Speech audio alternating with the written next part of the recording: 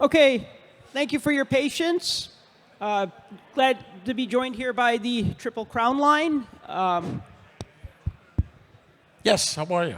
Okay, so, just want to see. Oh, you're not sitting in the order of your pictures on the trading card. It might confuse the audience. Marcel's always in the middle. Yeah, so it seems appropriate. So, thank you for joining us today. I would like to ask a question.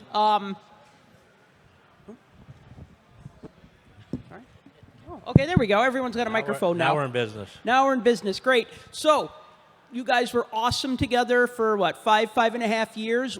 What made your line so awesome? Marcel. Well, you get to form a line. Usually it starts with a center. Okay? So center. Every great line in the history of hockey, it's a center. Then you got to have wingers, because the center usually controls the play, just like a football, the quarterback.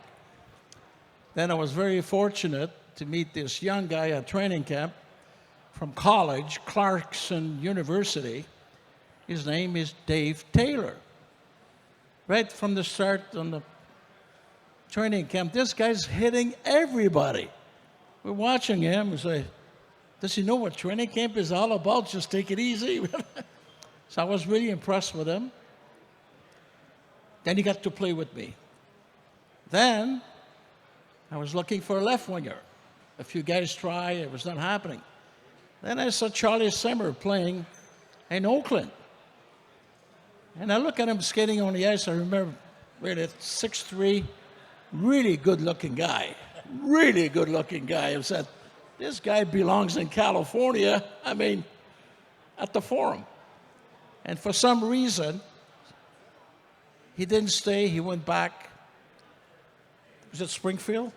Springfield, yeah. Beautiful Springfield. Went back. Then he was called up. I was in Detroit. And he came and played with me and Dave. I scored 4 goals. And against Rogi Vachon, my ex-roommate. Did you score in that game? No, you never passed me the puck. So from that point on, we started. We didn't think as a Triple Crown. I don't remember who gave us that name, but it stuck with us. So I think we had very good chemistry together. And Marcel was right. When I first went to training camp, I was a 15th round draft choice, so I had to hit everybody to try to get noticed, and tried to score in every scrimmage.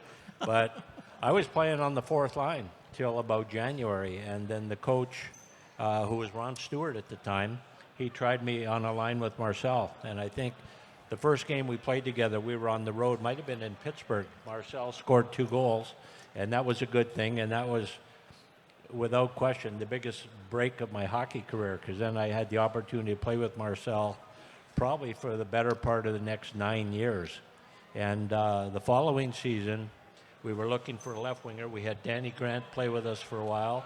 We had Murray Wilson play with us for a while. And Bob Berry became the coach the following year. And if you ask Bob Berry, he'd say the dumbest thing I ever did was send Charlie Simmer down to Springfield at the beginning of the year. But the smartest thing I ever did was to recall him in January. And then when Charlie joined the line, that was the beginning of the Triple Crown line, and Marcel scored 4 goals that first game in Detroit, and so the rest is history. So, obviously that game was great with 4 goals by Marcel. Is there another game that maybe stands out to the 3 of you that was also memorable? Well, we don't want to talk about the All-Star game because we almost got benched by Scotty Bowman because we were... But I don't know if there's just one outside of that generally. I think individually, one of my favorite games, I was able to get 4 goals behind Billy Smith against the Islanders. And it just seemed, no matter what game we were at or who had the puck, there was really no designated play. Whoever was open got the puck. And we all had different characteristics, what we did well, and obviously I couldn't play like Marcel Dion or Dave Taylor. I had to play like myself, and I had certain strengths in my game, going to the front of the net, trying to get in the way of a lot of people, and mostly had to do all the defensive work too, if I remember. Well, here's what I can tell you, okay? It's very simple. The sad part, it's most of the country, especially in Canada, never got to see us play. And now you can watch a hockey game at 4 o'clock in the morning, it's on. But all I can tell you, can really honestly tell you, we were one of the greatest lines that ever played the game. And what he just said, both of them, and you watch McDavid, for example, and you watch Gretzky, well, we wanted the puck. We didn't get rid of the puck. We went for it. We played with it.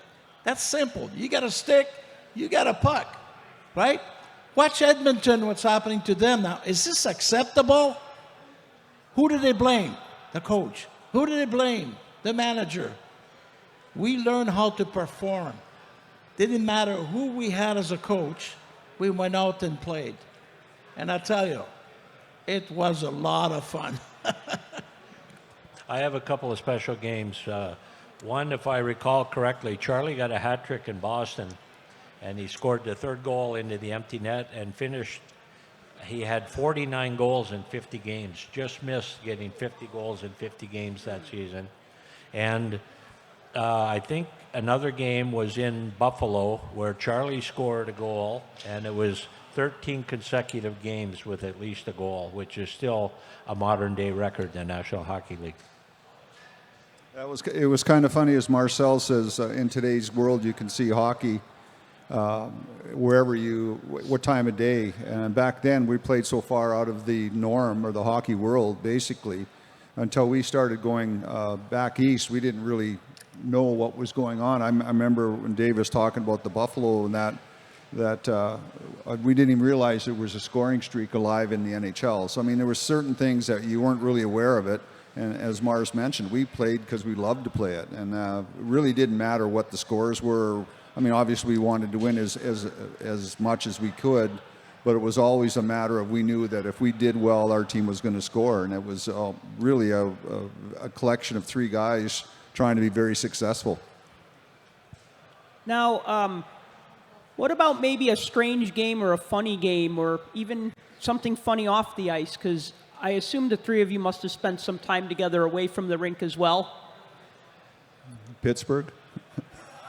I knew he was going to bring it up. Do we talk about Pittsburgh or do we not talk about Well, Pittsburgh? it's X-rated, you know. Really. Well, there's Well, a what couple. happened? There's What a, happened? We a got couple Pittsburgh stories, but this one was really funny. This one was on the ice. Yeah, my roommate was Danny Grant, and we stayed right across from the Igloo.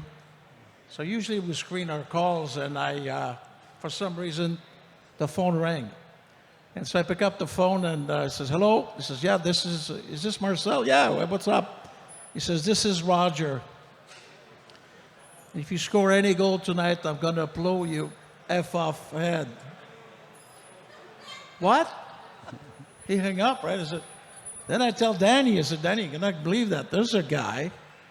I'm assuming it's a crank call, but what about if it's true?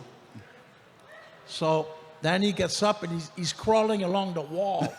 Just see if he sees any sniper, right? So then the rule by thumb, he says, you got to call the coach. We called the coach. Then he called the security. So security came up, says, well, we're going to protect you. We're going to be there tonight. We're going to keep an eye on it. And he said, I said, what are the odds? He goes, well, maybe 1 in a million. That's not good enough, 1 in a million. Well, anyway, nobody knows. Bob Barry is my coach. He says, don't tell anybody. So everybody just whatever. So then the thing started, and everybody there's something wrong with me. We get on the ice in the warm-up, right? Now I'm thinking, he didn't say when he was going to kill me. So I says, what about in the warm-up? So my warm-up was always like, I take it easy, you know, and I was zooming by everybody. I says, maybe if he's trying or something's going to happen. I was bumping into guys, and they know after that there was something wrong with me. Usually the warm-up is, 10, 15 minutes. I tell you, I was not there any more than 2 minutes. Get me out of there. So now the game starts.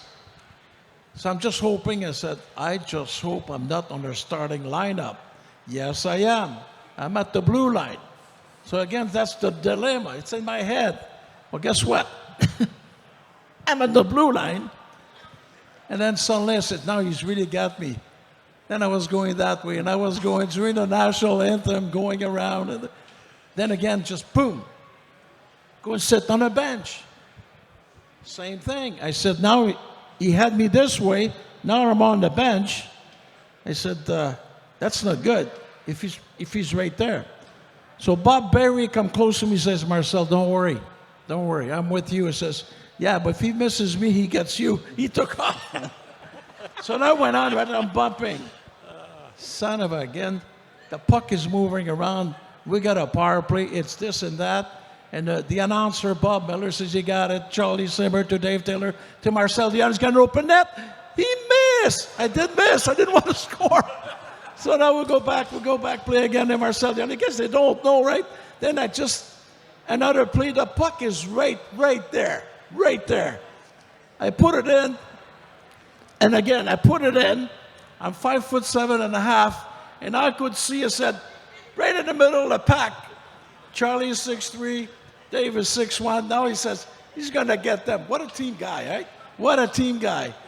So now we go back in the dressing room. Second period. I never take penalties. For some reason, I got a penalty. Now I'm in the penalty box, I'm on the other side. I said, he's got me. It was a fun game, eh? So now they never saw me. I was trying to lace up my skates. I didn't never look for the play. Boom, it's done. Anyway, we got off the ice and this and fine and security. And then they read about it the next day. Butch Goring said, oh, fat cat. He says, that was a joke. I said, yeah, but you didn't expect, I didn't expect that. Now a few months go by, then we'll go back to Pittsburgh. I kind of forgot about it. Game starts. I scored a first goal. You know how the guys go in those days, right? I scored a first goal. I turned around. Everybody went to the bench. That was it. And I'll tell you, it's not fun when you get one of these phone calls. Well, I think we have to wrap it up because you gentlemen have people waiting to get your autographs on some great collectible stuff. So thank you for your time. Any last things you want to say before we go?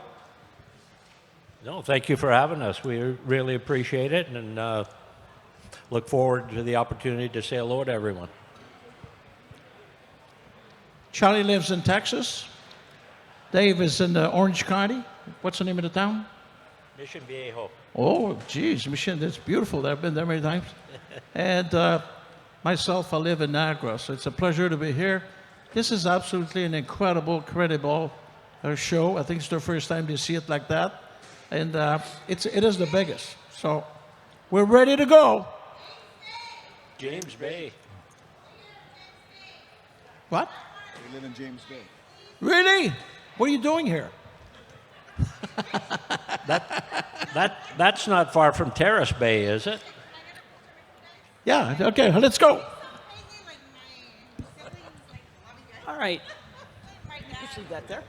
All right, thank you. Thank guys. you very much. Give us a hand here. Come on, let's go. You guys, all gray hair, you saw me play, you saw us play. You never saw me play. Who's my #1 fan, eh? Jeez.